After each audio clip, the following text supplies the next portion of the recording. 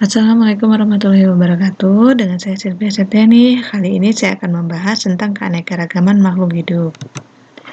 Nah, keanekaragaman hayati atau biodiversitas itu merupakan keseluruhan variasi berupa bentuk, penampilan, jumlah, dan sifat yang dapat ditemukan pada makhluk hidup.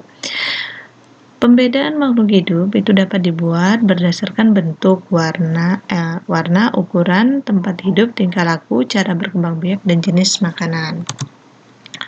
Tingkat keanekaragaman makhluk hidup ada keanekaragaman ekosistem, keanekaragaman jenis, keanekaragaman gen. Kita bahas satu-satu.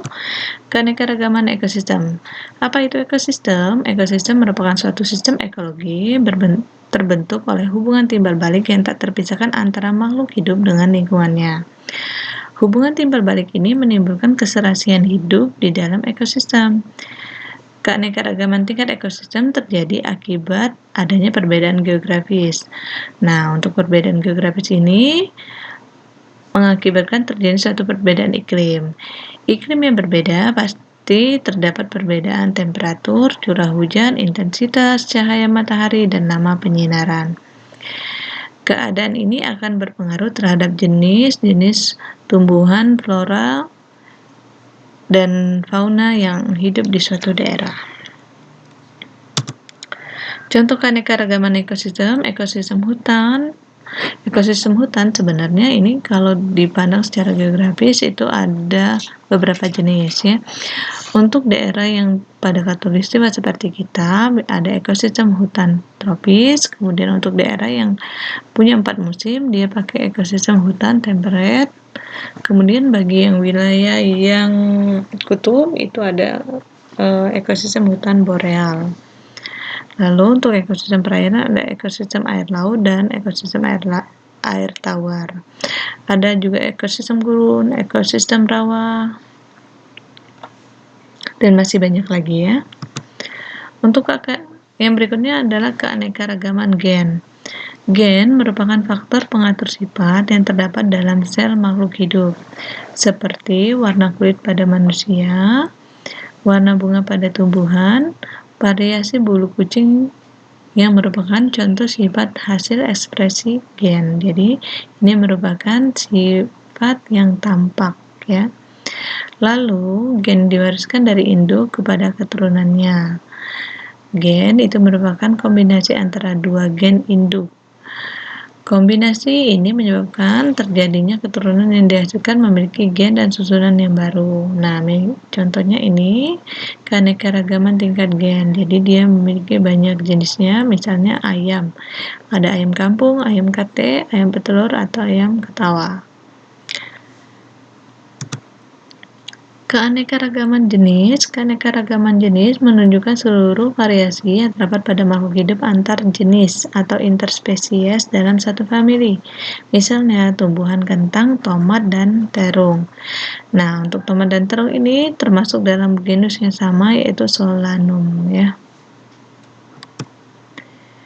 Ciri-ciri makhluk hidup. Nah, di sini ada beberapa ciri. Yang pertama bernafas. Bernafas itu adalah proses pengambilan oksigen dan pengeluaran karbon dioksida ya.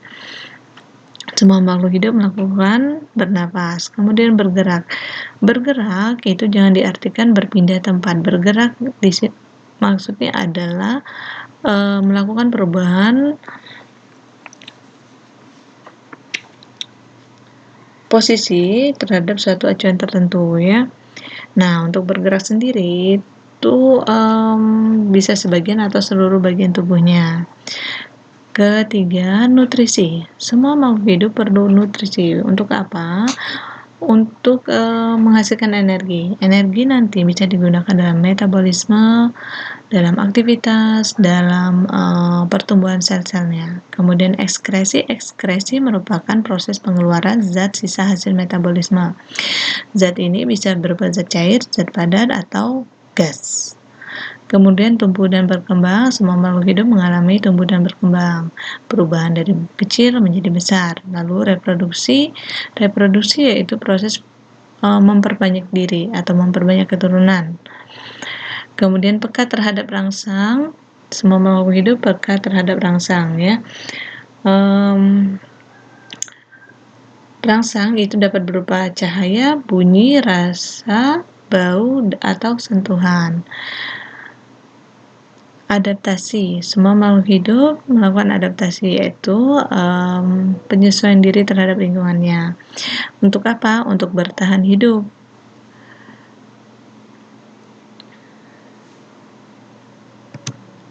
Nah, keanekaragaman hayati Indonesia itu sangat tinggi atau mega biodiversity. Tumbuhan tipe Indomalaya misalnya apa? Misalnya itu adalah nangka, rotan.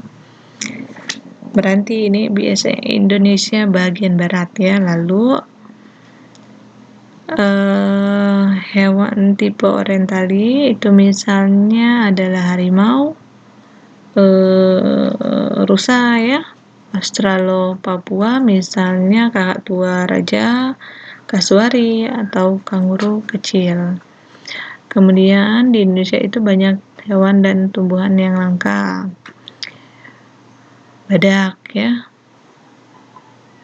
kaya hewan dan tumbuhan endemik ya. Misalnya tadi komodo, rafflesia ya. Endemik itu apa? Endemik itu merupakan organisme yang ada hanya di suatu daerah itu saja, tidak ditemukan di daerah lain. Misalnya komodo ya di Pulau Komodo, kemudian bunga rafflesia banyak ditemukan di sekitar daerah Bengkulu ya. Nah, keanekaragaman hayati di Indonesia. Keanekaragaman flora di Indonesia ada flora endemik, itu misalnya Rafflesia arnoldi. Flora asli Indonesia misalnya bunga melati, flora langka itu ada cendana, sawo kecil, bayur, dan pohon damar.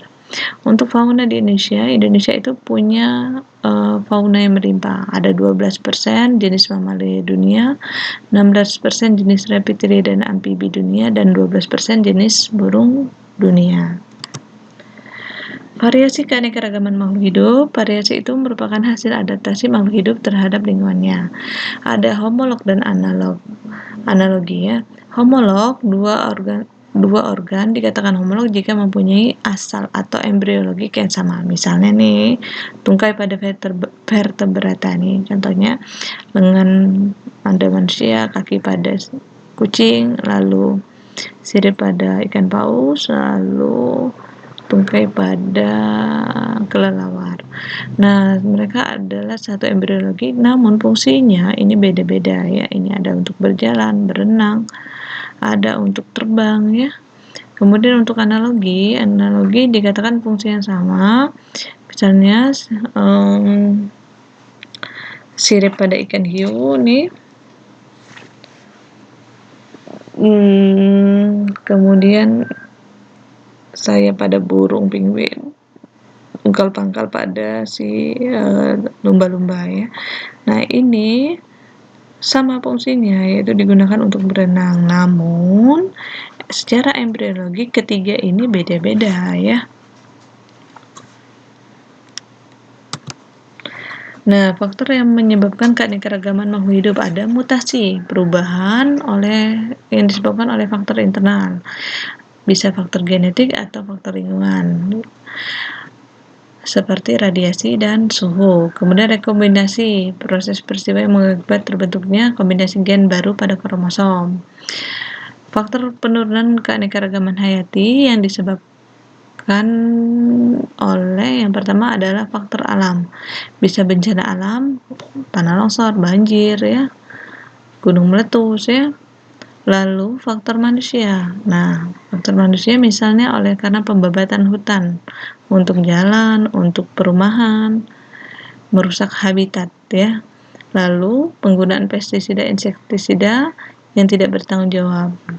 Penggunaan secara berlebihan tentu saja akan berpengaruh terhadap flora dan fauna yang ada di sekitar lingkungan tersebut ya.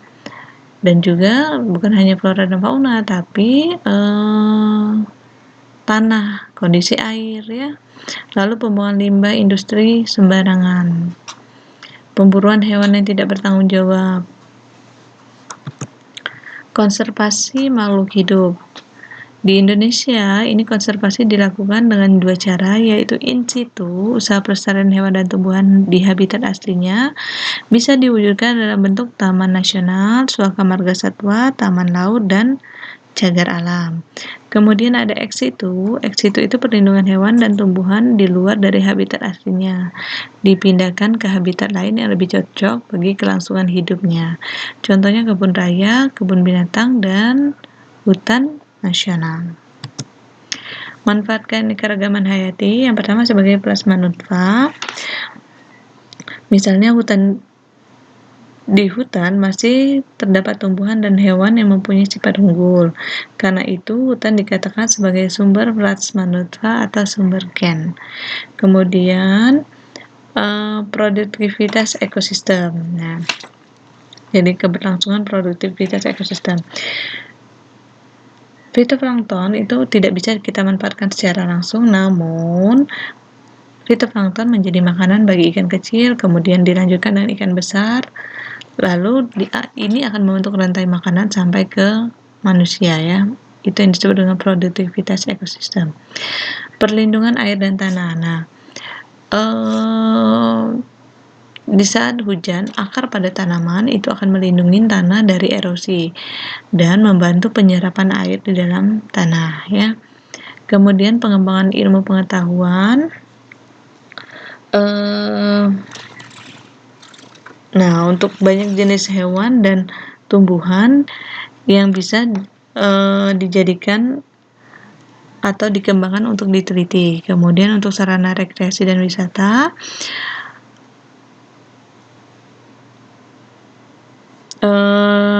kondisi alam yang baik, fauna yang bagus, kemudian flora yang bagus itu akan menarik minat orang untuk melihatnya atau wisatawan untuk melihatnya, menjadikan rekreasi atau wisata.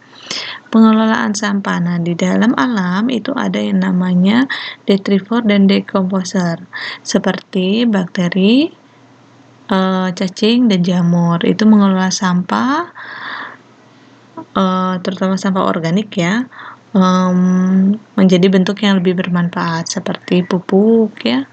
Lalu nilai sosial dan budaya untuk sandang dan papan pangan, kemudian bisa digunakan untuk upacara-upacara adat, misalnya penggunaan flora tertentu atau fauna tertentu ya. Kemudian pengatur iklim. Nah, peningkatan suhu gas rumah kaca CO2 itu diakibatkan oleh CO2. Nah, vegetasi hutan itu akan menjaga kestabilan iklim karena mampu minimalisir CO2 di lingkungan ya. Lalu untuk klasifikasi makhluk hidup didasarkan keseragaman atau persamaan sifat dalam keragaman. Untuk hewan ada kingdom, phylum, klasis, kemudian ordo, familia, genus, dan spesies. Untuk tumbuhan kingdom, nah di sini ada divisio dia, klasis, ordo, familia, genus, dan spesies. Tingkatan takson, kerajaan atau kingdom, ini beranggotakan semua makhluk hidup. Phylum, berdasarkan perbedaan ciri atau sifat. Kelas itu dibedakan ke kelompok yang lebih kecil. Bangsa atau ordo, kelas dibagi lagi dalam beberapa kelompok yang lebih kecil, ciri lebih khusus daripada ciri untuk kelas. Suku atau famili, ordo dapat dibagi ke dalam kelompok famili. Kemudian marga atau genus itu digunakan dalam beberapa kelompok, spesies atau jenis, takson yang paling rendah dalam klasifikasi. Binomial nomenklatur. Nah, ini untuk penamaan, penggunaan bahasanya bahasa Latin, kemudian terdiri dari 2 kata. Kata pertama menunjukkan genus, kata kedua itu menunjukkan spesies, ditulis huruf kecil. Yang pertama huruf kapital. Kemudian ditulis dengan garis bawah, cetak miring atau dengan huruf tebal. Misalnya, Varanus komodoensis, huruf miring, cetak miring, kemudian bisa digaris bawahi atau dengan tebal, ya. Tujuan dan manfaat klasifikasi, yang pertama mempermudah bahan studi untuk dapat dipahami. Kedua, dapat menjelaskan ciri khusus maupun ciri umum dari makhluk hidup. Ketiga, mempermudah dan dalam membedakan makhluk hidup. Kemudian keempat, mengetahui kekerabatan. Kemudian evolusi dan dari evolusi ya. Kelima, mengetahui kekerabatan antar makhluk hidup. Terima kasih, demikianlah materi dari saya. Semoga bisa dipahami. Wassalamualaikum warahmatullahi wabarakatuh.